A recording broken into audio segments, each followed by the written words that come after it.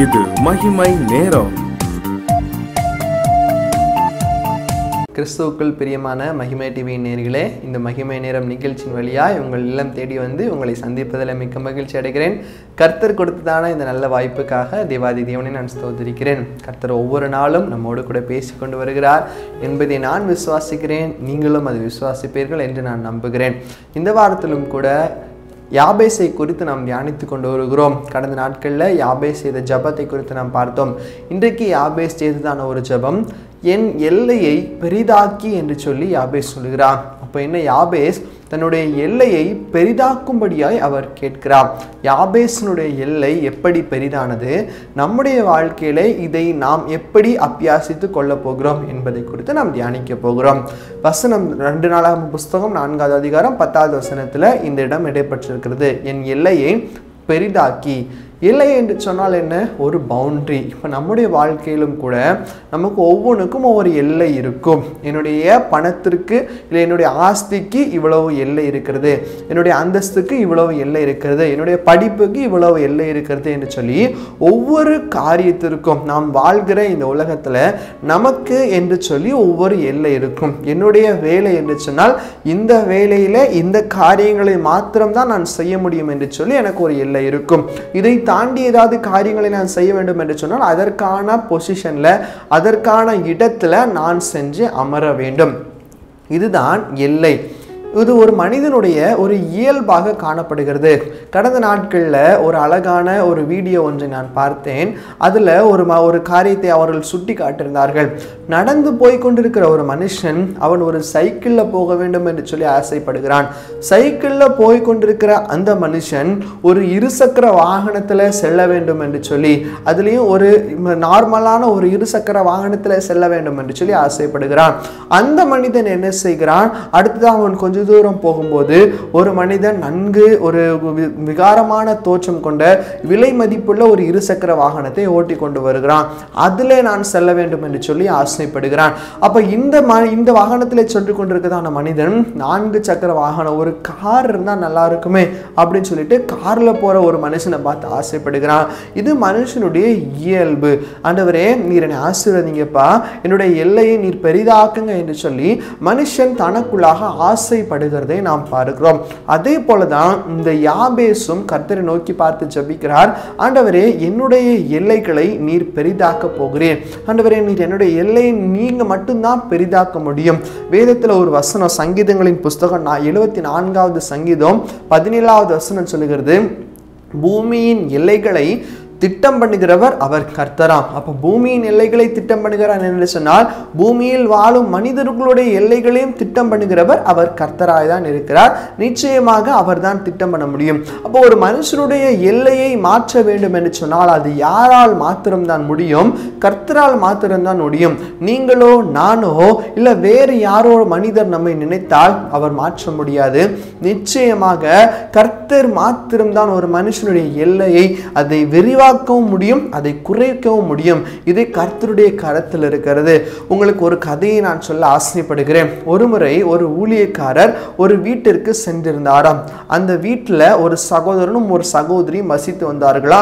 மிகவும் கஷ்டப்படுகிறதான ஒரு சகோதரனும் ஒரு சகோதரியும். அவர்களுக்கு என்ன வேலை? அவர்கள் ஒரு அலுவலகத்தில் வேலை செய்து வந்தார்கள். ஆனால் அந்த அலுவலகத்திலிருந்து பெறக்கூடியதான அந்த வருமானம் அவர்களுக்கு பற்றாது. ஸோ அதனால அவர்கள் என்ன செய்தார்களாம், அந்த வருமானத்தை விட அவர்கள் 5 மணிக்கு அலுவலகம் விட்டு வந்தவுடன் தன்னுடைய வீடுகளில் வந்து சோப்பு தயாரிக்க ஆரம்பித்தார்களாம். துணிக்கு போடுவதற்கான சோப்பு தயாரித்து அதை பாக்கெட் செய்து அடைத்து தன்னுடைய சைக்கிளில் வைத்து ஒவ்வொரு தெருவா அவர் கொண்டு போய் விற்க ஆரம்பிச்சாராம். இப்படி அவர் வித்துட்டு 12 மணி வரைக்கும் அவர் வித்துருவாரு.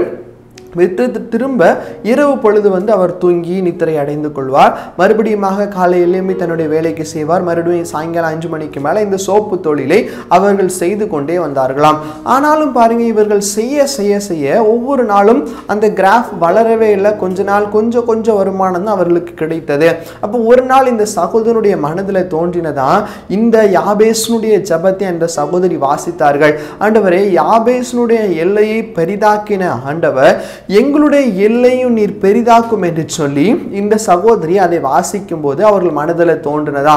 உடனே அவர்கள் முழங்கால் படிட்டு கர்த்தரை நோக்கி பார்த்து, ஆண்டவரே, நாங்கள் இப்படி ஒரு சின்ன பிஸ்னஸ் செஞ்சுட்டு இருக்கிறோம், எங்க பிஸ்னஸ்ல ஒரு ஆசீர்வாதத்தை நீர் கட்டளையிடுங்க, எங்க எல்லைகளை நீர் பெரிதாக்குங்க என்று சொல்லி அந்த சகோதரியும் அந்த சகோதரனிடத்திலும் அவர்கள் சொல்லி இருவருமாக ஜெபிக்க ஆரம்பித்தார்களாம். அவர்கள் இந்த வசனத்தை சொல்லி சொல்லி சொல்லி ஜெபிக்க அவர்கள் குடிசை தொழிலா இருந்தது ஒரு சின்ன ஃபேக்டரியா மாற்றப்பட்டது. அந்த ஃபேக்டரியா இருந்தது ஒரு பெரிய இண்டஸ்ட்ரியா மாற்றப்பட்டது.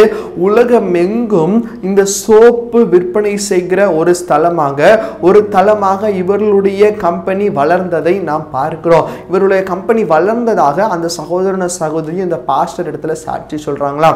அந்த பாஸ்டர் கண்கூடா பார்த்த ஒரு காரியம், நீங்க இவ்வளோ சின்னதிலிருந்து ஆண்டவரை பற்றி பிடித்ததினால் அவர் உங்களுடைய எல்லைகளை பெரிதாக்கி உங்களை உயர்ந்த அடைக்கலத்தில் வைத்திருக்கிறார் என்று சொல்லி அந்த பாஸ்டரும் கூட சாட்சி கொடுத்தார்களாம். ஆம் பிரியமானவர்களே, இன்னைக்கு ஒருவேளை நம்முடைய வாழ்க்கையில ஏதாவது ஒரு காரியத்தை நம்ம செஞ்சு கொண்டிருக்கலாம், சின்ன பிஸ்னஸ் நமக்கு இருக்கலாம். ஆனா கர்த்தரிடத்துல நீங்கள் விசுவாசம் வைங்க, கர்த்தரிடத்துல மாத்திரம் விசுவாசம் வைங்க, மனுஷரை நம்பாதீங்க, கர்த்தரிடத்துல மாத்திரம் விசுவாசம் வைங்க.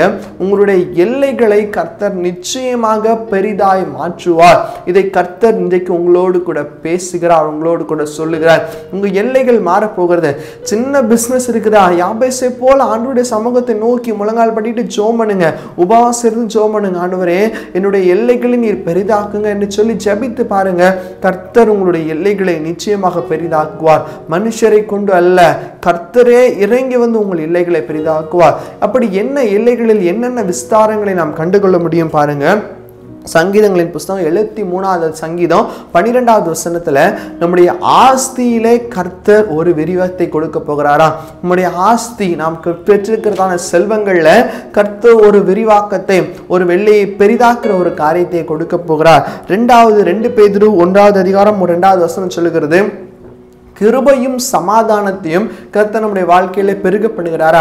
அப்ப கர்த்தருடைய கிருபை நம்முடைய வாழ்க்கையில பெருக பெருக பெருக அநேக காரியங்கள் நம்ம வாழ்க்கையில வந்து சேரும். சமாதானம் பெருக பெருக பெருக நம்முடைய எல்லைகள் எல்லாம் சமாதானமாக இருக்க இருக்க இருக்க நாம் நிச்சயமாக சந்தோஷமாக நம்முடைய எல்லைகளை கொண்டு நாம் வாழ முடியும். இன்னைக்கு மனுஷன் எதிர்பார்த்திருக்கிறது இந்த ரெண்டு தான், கிருபையும் சமாதானமும். இந்த கிருபையும் சமாதானத்தையும் 2 பேதுரு புஸ்தகத்துல சொல்லப்பட்டிருக்கிறது போல உங்கள் வாழ்க்கையிலே பெருகுவதற்கு கர்த்தர் சித்தம் கொண்டிருக்கிறார்.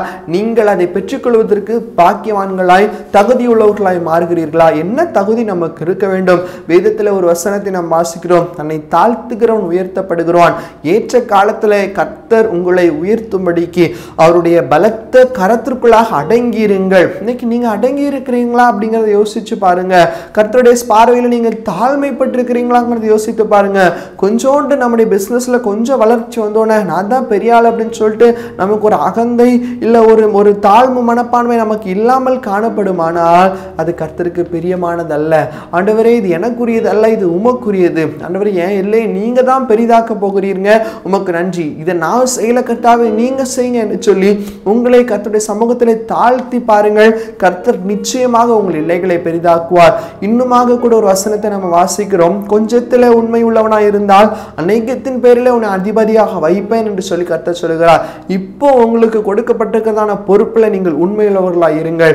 இப்போ உங்களுக்கு கொடுக்கப்பட்டிருக்கிறதான வேலையில படிப்புல உண்மையா இருங்க, செய்கிற வேலையில உண்மையா இருங்க, கற்றுக்கொள்கிறதான பாடங்கள்ல உண்மையா இருங்க, ஆண்டவரிடத்துல உண்மையா இருங்க. உங்களை நிச்சயமாக அநேகத்தின் பேரில் கர்த்தர் அதிகாரியா வைப்பார். எனவே பிரியமானவர்களே, யாபேஸ் எல்லையை பெரிதாக்க சொல்லி ஜபித்தது போல நீங்களும் நானும் நம்ம ஜபிப்போம். நம்முடைய எல்லைகளையும் கூட கர்த்தர் பெரிதாக்க சித்தமுள்ளவராய் இருக்கிறார். கர்த்தர் தாமே நாம் கேட்ட இந்த வார்த்தைகளை நம்முடைய வாழ்க்கையில நிச்சயமாக பரிபூர்ணமாக நிறைவேற்றுவாராக. கண்களை மூடி நாம் ஜெபிப்போம். எங்களை நேசித்து வழி நடத்துகிறதான எங்கள் இரக்கம் நிறைந்த பரலோக பிதாவே, உம்மை நோக்கி பார்க்கும்படியாக கர்த்தர் நீர் கொடுத்த கிருபைக்காக உமக்கு நன்றி செலுத்துகிறோம். ஆண்டவரே, எங்கள் எல்லைகளை நீர் பெரிதாக்குகிறீர், உமக்கு நாங்கள் நன்றி செலுத்துகிறோம். யாபேசனுடைய எல்லையை பெரிதாக்கின ஆண்டவர், எங்களுடைய வாழ்க்கையிலும் எங்களுடைய எல்லையை நீர் பெரிதாக்கி கர்த்தாவே இயேசுப்பா, நீர் எங்களுக்கு வைத்திருக்கிறதான திட்டத்தை இந்த பூலோகத்தில் நீர் நிறைவேற்றுகிறீர், உமக்கு நன்றி செலுத்துகிறோம். கர்த்தாவே ஆண்டவரே, எங்களுடைய எல்லைகளில் கிருபையும் சமாதானத்தையும் பெருக பண்ணுகிறீர், உமக்கு நன்றி அப்பா. உமக்கே துதிக்க மகிமை ஏறெடுக்கிறோம். இன்னைக்கு எல்லா இல்லங்களிலும் சமாதானம் கடந்து போகட்டும், எல்லா இல்லங்களிலும் கிருபை கடந்து போகட்டும். அவங்க செஞ்சு கொண்டிருக்கிறதான சின்ன பிஸ்னஸாக இருந்தாலும் அந்த பிஸ்னஸுடைய எல்லைகளை நீ பெரிதாய் மாற்ற போகிறீர். அந்த பிஸ்னஸ்ல உடைய கரத்தை வைக்க போகிறீர். உம்மை துதிக்கிறோம். உமக்கே துதிக்கான மகிமை ஏறெடுக்கிறோம். இயேசுவின் மூலம் ஜெபிக்கிறோம் எங்கள் நல்ல பிதாவே. ஆமேன், ஆமேன்.